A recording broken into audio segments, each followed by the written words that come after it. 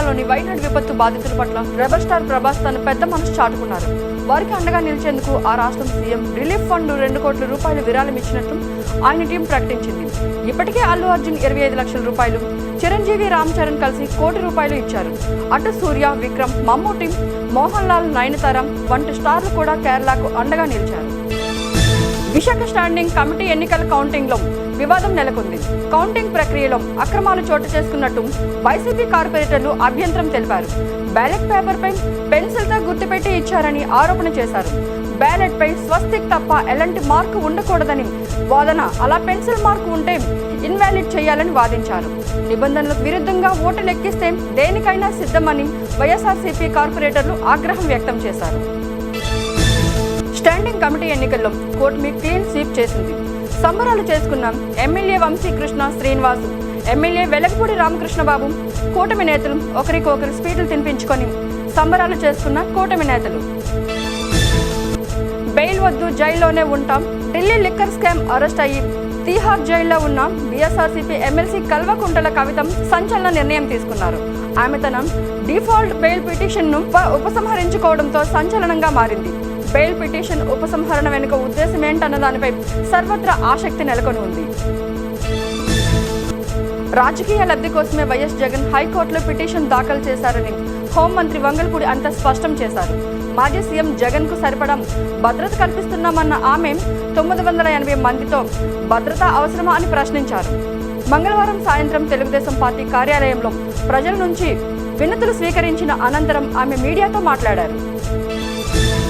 గత ప్రభుత్వం నేతన్నని చిదిమేసిందని, thrift fund, నూలు సబ్సిడీ ఆపేయడమే కాకుండా జీఎస్టీ భారం పడిందని, రీబేట్ ఎత్తేసి సొసైటీలకు పావలా వడ్డీ రుణాలు వచ్చేవి అవి ఆపేశారని, యార్డ్ సబ్సిడీ తీసేశారని నేత కార్మికులు ముఖ్యమంత్రి చంద్రబాబు నాయుడు దృష్టికి తీసుకువచ్చారు. బుధవారం విజయవాడలో జరిగిన సమావేశంలో చేనేత కార్మికులు ముఖ్యమంత్రికి తమ సమస్యలు చెప్పుకున్నారు. రాష్ట్ర ప్రజలందరినీ ఒక కోరిక కోరారు. నేతన్నకు అండగా నిలవడానికి నెలకు ఒకసారి అయినా అందరం చేనేత వస్త్రాలు ధరించాలని ముఖ్యమంత్రి చంద్రబాబు నాయుడు విజ్ఞప్తి చేశారు. జగన్ భద్రత కుదింపుపై హైకోర్టులో విచారణ జరిగింది. జగన్ కు మరో బుల్లెట్ ప్రూఫ్ వాహనం కేటాయించాలని ప్రభుత్వానికి సూచించిన ఏపీ హైకోర్టు జామర్ వెహికల్ ను కూడా కేటాయిస్తున్నామన్న ప్రభుత్వం, మాజీ సీఎం కు ప్రభుత్వం భద్రత కల్పించాలని హైకోర్టుకు పూర్తి వివరాలతో కౌంటర్ దాఖలు చేయాలని ఆదేశించారు. తదుపరి విచారణ 3 వారాలకు వాయిదా వేశారు. సెక్యూరిటీ రివిజన్ కమిటీ రిపోర్టు రాకముందే వైఎస్ జగన్ సెక్యూరిటీని తెలుగుదేశం పార్టీ కూటమి ప్రభుత్వం కక్షగట్టి తీసివేసింది అని మాజీ మంత్రి అంబటి రాంబాబు అన్నారు. వైఎస్ జగన్ ని భౌతికంగా లేకుండా చేయాలని ఇప్పుడు స్పీకర్గా ఉన్న అయ్యన్న పాత్రుడు సమక్షంలో టీడీపీ నాయకులు మాట్లాడుకుంటున్నారని అంబటి రాంబాబు ఆరోపించారు.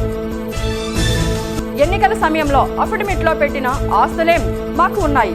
మదనపల్లి ఘటనపై సిబిఐ సిఐడిల చేత విచారణ చేయించినా మాకు అభ్యంతరం లేదని మాజీ మంత్రి పెద్దిరెడ్డి రామచంద్రారెడ్డి అన్నారు. సూపర్ 6 అంటేనే నారా చంద్రబాబు నాయుడికి భయమేస్తుందని, చెప్పిన హామీలు అమలు చేయలేక డైవర్షన్ పాలిటిక్స్ చేస్తున్నారని రామచంద్రారెడ్డి ఆరోపించారు. పశ్చిమ గోదావరి జిల్లా నర్సాపురంలోని జేసిక్లే స్కూల్లో సీట్ వచ్చిన తేజకు అడ్మిషన్ యాజమాన్యం సీటు ఇవ్వట్లేదని విద్యార్థి తల్లి స్వాతి ఆందోళన చేశారు. ర్యాంకు వచ్చినా సీటు ఇవ్వడం లేదని, అడ్మిషన్ కోసం వెళ్తే బయటికి తోసేశారని, ఫీజు కడతామన్నా అడ్మిషన్ ఇవ్వట్లేదని స్కూల్ ఎదుటి విద్యార్థి తేజ, అతని తల్లి స్వాతి ఆందోళన చేశారు. ఆల్ ఇండియా స్టేట్ పరీక్షలో వరంగల్కు చెందిన తేజకు 997 ర్యాంకు వచ్చిందని, దీనిపై వెంటనే ప్రభుత్వం స్పందించి తగు న్యాయం చేయాలని కోరారు.